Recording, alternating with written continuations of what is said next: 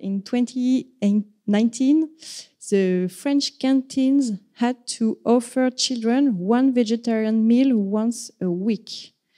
It's a really big deal in France because our culture is based on meat and fish. All of our dishes are with butter, eggs, cheese, meat, chicken, everything. So that's really a game changer, and I will explain just after. In 2024, in the beginning of this year, there was a stupid French decree about nominations on vegan food.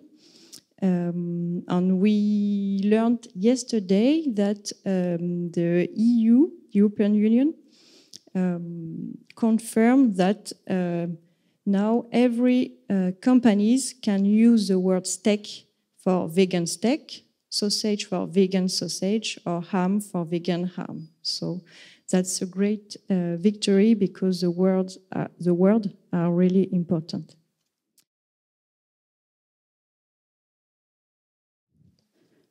Καλησπέρα σας. Ευχαριστούμε πάρα πολύ που είστε μαζί μας. Θα ευχαριστήσουμε αρχικά το Ecover για την υποστήριξη της διερμηνείας στην ελληνική νοηματική. Τα προϊόντα καθαρισμού Ecover είναι vegan friendly και παράγονται από βιοδιασπώμενα συστατικά φυτικής προέλευσης. Η ομιλία που θα ακούσουμε είναι από την Αλεξάνδρα. Ο τίτλος είναι «The French Strategy to Increase Consumption of Plant-Based Foods and Save Animals». Η Αλεξάνδρα είναι Γαλλίδα, όπως καταλάβατε, ζει στη νότιο-δυτική Γαλλία.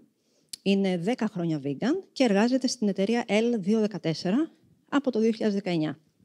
Είναι εδώ μαζί μας, χάρη στην ομάδα της Vegan Life, ως vegan ακτιβίστρια και θέλει να ξέρουμε ότι αγαπάει πάρα πολύ τη χώρα μας. Alexandra, the floor is yours. Ευχαριστούμε. Ευχαριστώ. Kalimera, hello. Thanks for choosing my presentation. There's so many stuff to see at the festival, so thank you to be here. My presentation will last about 45 minutes, and there is a time, I hope, at the end for any questions. So, let's start.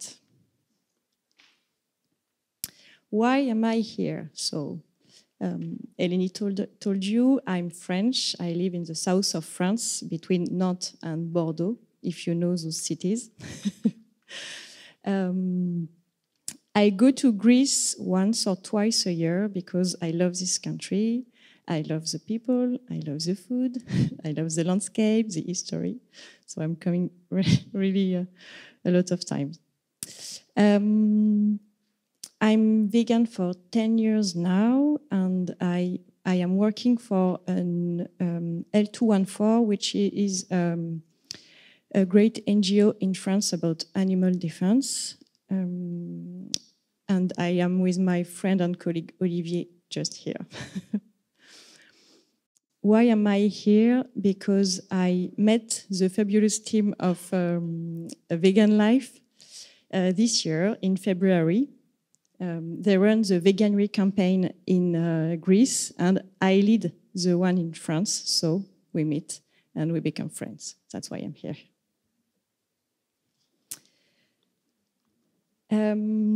I'm really happy to be here with you, but it's a real challenge because, like most of French people, I'm not fluent in English. So please excuse me if I can make any mistakes in English.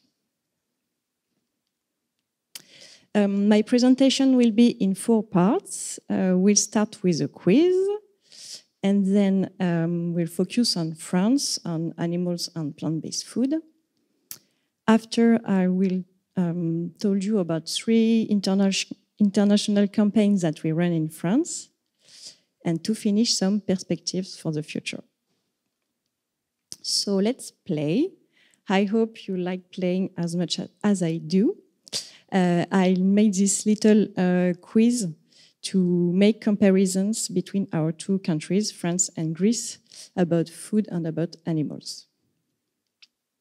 So let's start with the first question. Who eats the least meat between France and Greece? Red meat. it's Greece with 77 kilo per inhabitant per year. Greece is in the average of Europe, but France, we have one of the highest amount in Europe. So 1 point for Greece. Let's continue with the horrible traditions against animals. In France, we're kind of champions of animal suffering. We have very, very bad traditions. The first one is corrida, the bullfighting. It comes from Spain, but we have many corrida in France. The second one, it's kind of hunting with horses and hounds. It's really horrible for the animals because the hounds, all the dogs, are running after foxes or deer or other animals. So it creates a really, really big stress for those animals. The other one is the cockfighting.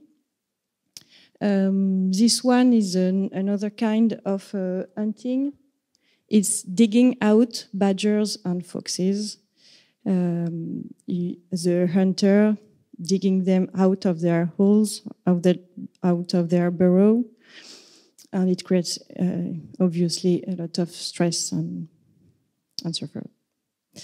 And the last one, it's not the last because there are others, but I stop here. It's the gavage to product foie gras. I don't know if you know what it is, but it's a luxury pâté in France. It comes from ducks and geese, and it's force-feeding geese and ducks. You put a little stick in their throat and you put a lot of corn on their liver. Foie gras means fat liver. So the liver become really, really big. The duck and the geese are sick. And that's the moment you take the liver. Okay, that's really, really awful. And in Greece, I just know the use of the donkeys. They are used for carrying heavy loads on the tourists. That's the only one I found, but maybe there's others. So no point for the country. That's too horrible. What about the population?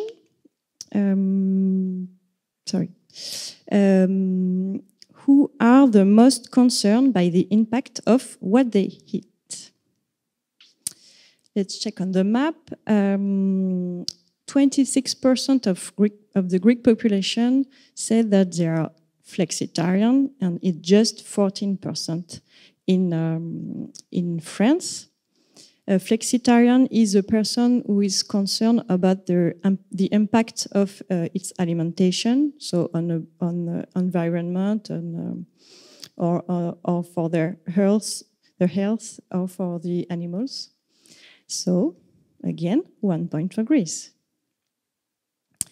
Another question about the population: how many vegan and vegetarian are there in France and in Greece? In France, there are 5% vegetarian, 1% vegans. And in Greece, 4% vegetarians and 2% vegan. So it's quite the same, but vegans have a best impact on animals, of course, on environment. So 1 point again for Greece. What about the dietary recommendation about red meat? That is the best part for France. You'll see. Wow. So in France, it's 650 grams per week of red and processed meat, and in Greece, it's only 150 grams a week. So we are the champions, like I said before. And what about, so 1 point for Greece, of course. And what about the recommendation about fruits and vegetables? In Greece, it's 1 kilo, minimum 1 kilo per day. And in France, it's half, 500. And a recent study shows that the French people doesn't eat 500 grams per day. They're almost 300, so we are really, really far from having a plant-based diet. 1 point for Greece. What about the cuisine and the traditional vegan dishes? Not the one come from other countries, the one from local tradition. In France, not so many. You know the French fries, you know the bread, baguette, and some carrots. And when you go in France, you have to ask if the French fries are vegan, because sometimes they are cooked with beef fat. So just be prudent with French fries. And in Greece, a lot of traditional dishes are vegan because there are a lot of olive oil to cook. So just my last trip to Crete, this picture. So it's kind of paradise for us. So 1 point for Greece. I have to think hard to find an idea where France can beat Greece about this subject. I find one. How many vegan food companies do you have in Greece, and how many we have in France? In France, we have we have a lot of vegan companies. Not brand from big industry, but real vegan companies. The slide was too small to put all the logos. And in Greece, but just let's discover during the festival. I don't know them, so I will be happy to discover. So this point is not very fair, but 1 point for France. There's no suspense of the match result, of course. 6 points for Greece, just 1 point for France. Winner! Let's continue with the second part of the presentation, the focus on France. I'm going to tell you about the actual context on animals and plant-based food, and we are going to start with the animals. Before we begin to get an idea of the numbers, do you have an idea of how many animals are killed every year in France? Do you have an idea? In slaughterhouse and in fisheries? No? It's more than 1 billion every year, just for France. The vast majority is farm animals who are killed in slaughterhouse and fisheries. And there's animals killed by hunters, and the animal killed in laboratories, and very low, the pets who are killed in pounds on shelters. Hopefully, we have many animal rights NGOs in France for all types of animals. To begin, what about pets? I will tell you about some recent victories. Pets are the best protected animals in France. One of the important victory is in 2015. It's a recognition of animals as sentient living beings in the Civil Code. Civil Code is I find in Greek, is your astikos kodikas, the codification of law relating to property and the family. So animals are not movable property; they are sentient living in this code. So it's a good beginning. It's a great beginning. In 2021, there is an introduction of tougher legal penalties for cruelty to domestic animals. Now, if you hurt a cat or a dog, you can go to prison. So it's a really good thing. In 2022, there were the new certificate of commitment. If you adopt a cat or a dog, you have to prove that you can care about this animal. This year, in January, now our pet shop can't sell dogs and cats anymore. And this summer, there is a launch of the first national number for calling, 3677, and it's for reporting animal abuse. You can call it 7 days a week, but they don't have much found, so I don't know if they last long. What about wild animals and captive animals? The main recent victories, it's in 2021, there's no more fur farms in France. That's a big win. It was about the mink. The mink is a little guy just here. So there's no more in France. In 2026, there will be no more cetaceans or cetacean show in France. No more reproduction will be allowed. And it means no more marine land in France. That's a great thing. And in 2028, it will be prohibited for circuses to have wild animals. There's nothing much on wild animals because the subject of hunting is really hard in France. Maybe you know that our president is a hunter, so nothing happens, and it becomes even worse for the wild animals. And what about farm animals? Like I said, 1 billion animals are killed every year for human consumptions, and it's each day it's 3.2 millions. 3.2 millions each day, just in France, the number of animals killed. That's awful. So there are a lot of work about those animals, as you can imagine. The main recent victories are just the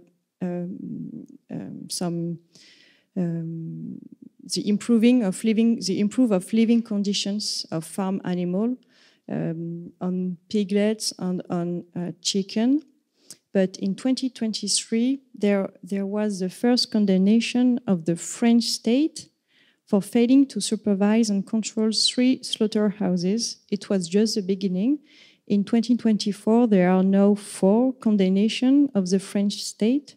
So it's really interesting because it faces the French state to its responsibility to animals.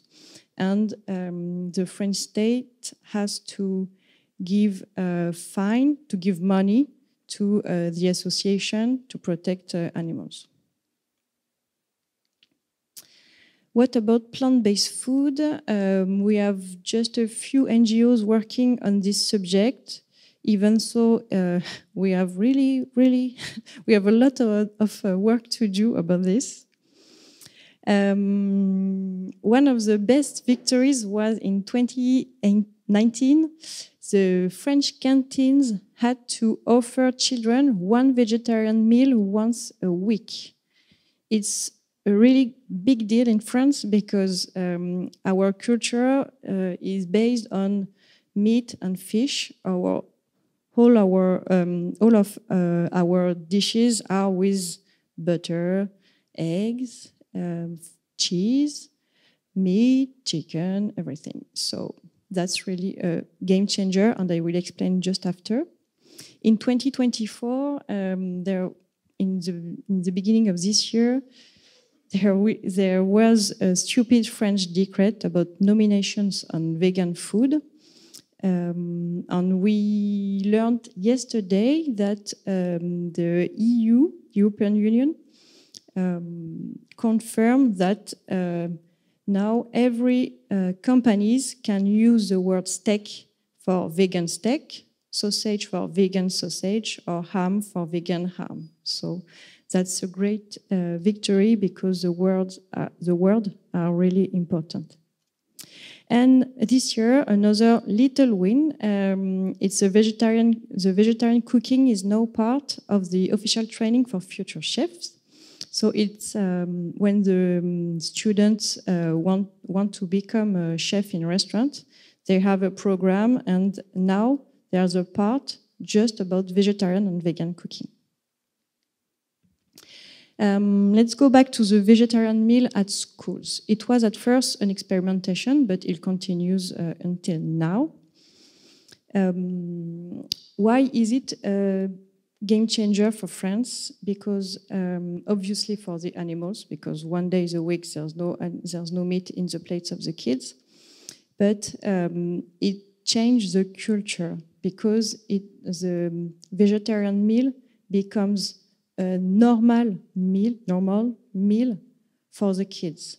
So when they are really young, it's normal to eat vegetarian. So when they grow up, it stays normal to eat vegetarian. The results 5 years later, there are still some schools that don't offer vegetarian meal.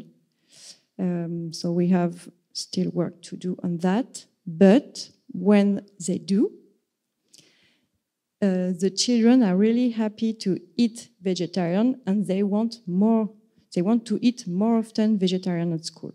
So that's a great part.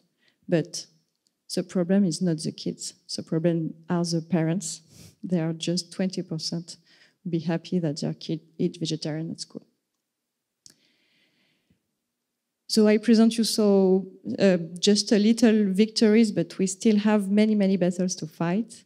So let's focus on 5 NGOs with their strategy and actions. I've chosen this NGO because I know them and I know their work and I know their impact. The first one is Project Animaux Zoopolis, Project Animals Zoopolis. They have many campaigns, but I wanted to focus on the one about liminal animals. Liminal animals are the animals who live next to us. They are not pets, they are not wild animals. They just live around us. It's rats, pigeons, crows, and other type of birds. So PAZ has a lot of local actions about those animals. They want to change the vision of people of those animals who are generally disliked. And in Paris, they created a committee to manage a rat population humanly with the local authorities. That's a big win for Paris. The second association is ASPAS. It's an organization which protect wild animals. One of their campaign is to create wildlife reserves.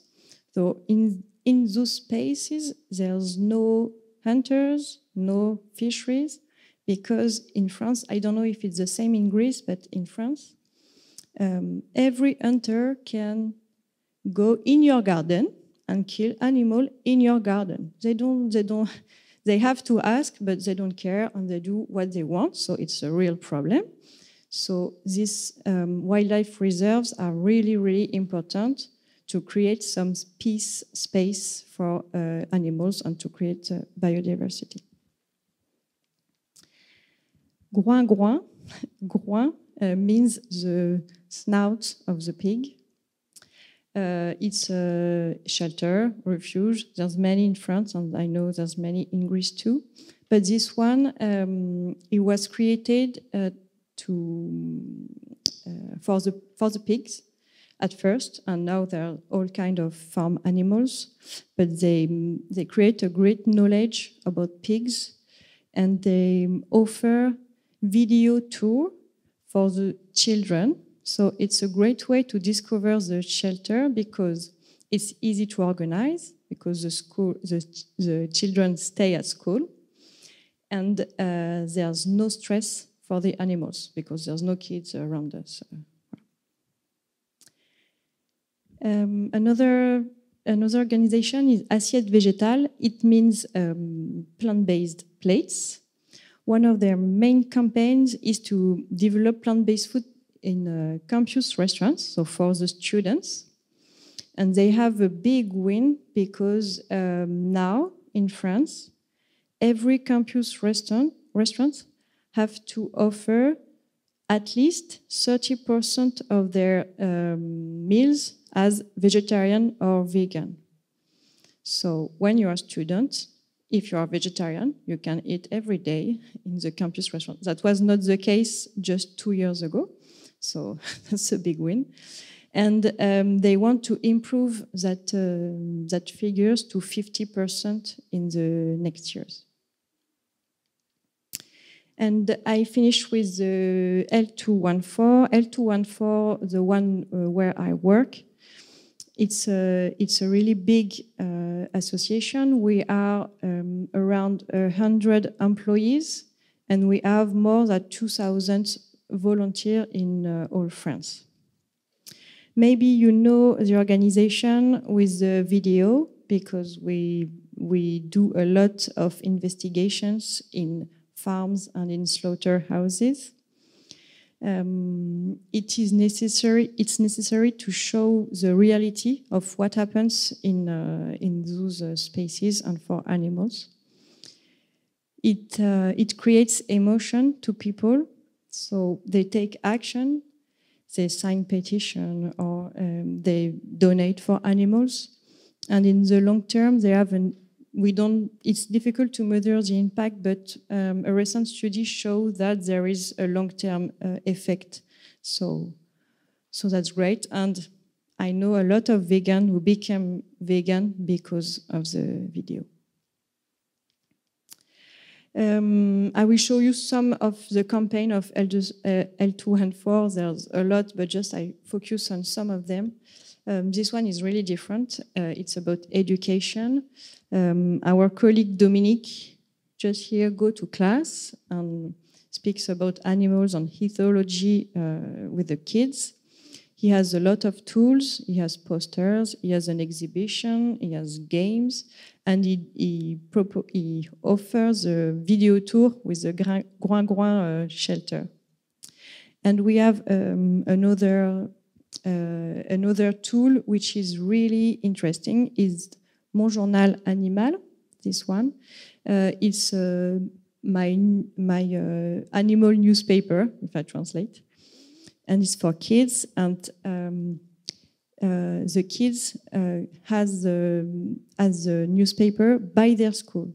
The school receives the newspaper and they give it to the kids. So it's a great way because it's kind of official because it comes from schools. What about politics on animals? We have a lot of action with the local authorities. One of them is the ranking of the cities.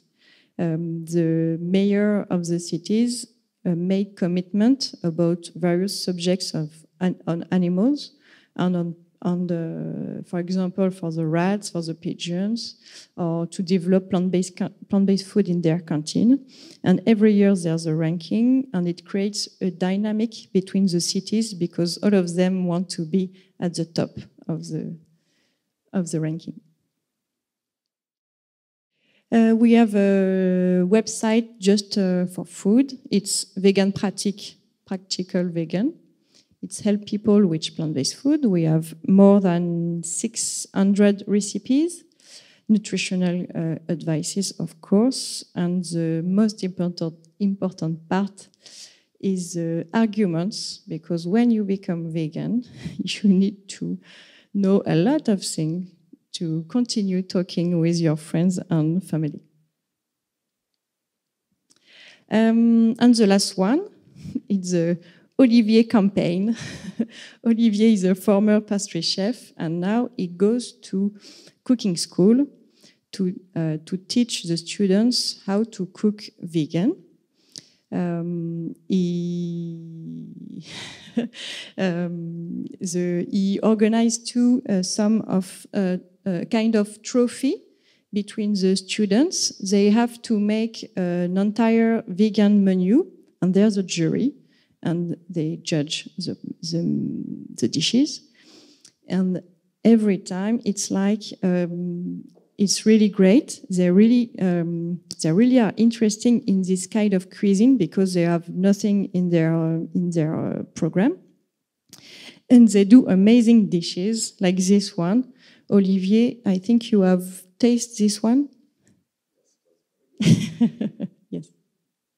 And the students are really happy, as you can see, because they are really curious. So that's a great point. Let's go to the third part of the presentation. It's the international campaign that we are running in France. The first one is the European Chicken Commitment. It's to improve welfare standards for broiler chicken. Broiler chicken is the chicken that we eat. And the second one is the Open Wing Alliance. It's the end of cages. It's for laying hens, the chicken who make eggs. These two campaigns are really important because, for example, for the Open Wing Alliance, before the campaign in France, there was 70% of hens that were in cages, and now it's only 20%. So it really works because it's about companies. They sign commitment to improve the living conditions of the chicken and the hens.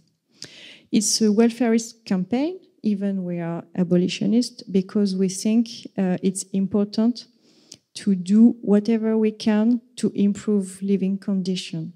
And in the future, no cage anymore, but just now we do that. And the last international campaign is Veganuary. Maybe you know it because it's in Greece since this year. In France, in 2025, it will be our 5th edition. The Veganuary is the vegan month in January.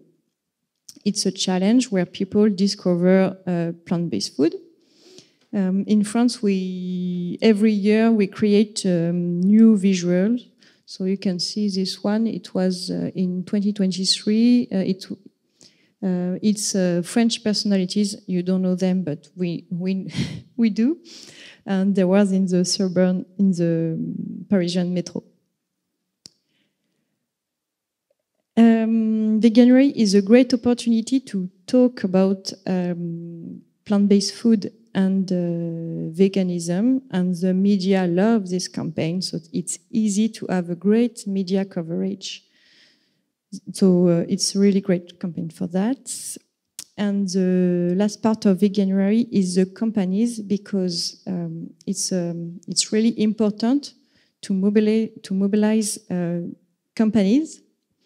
In France, we begin with 30, and now for 2025, we hope to have more than 200.